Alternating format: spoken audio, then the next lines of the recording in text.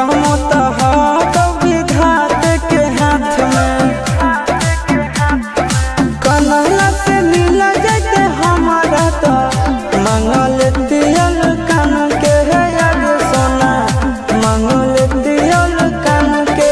जोड़ी है बनावल भगवान के, दोष न है इंसान के है यार सोना, दोष न है भगवान के।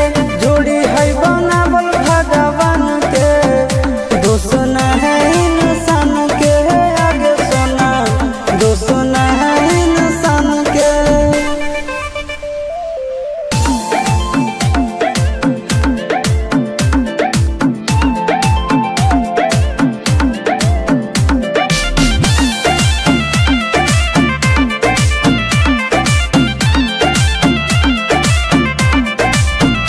आगे तोर नहीं कसूर नहीं हमर कसूर गे, दोनों के कैला का ऊपर वाला दूर गे। ये सोना आगे तोर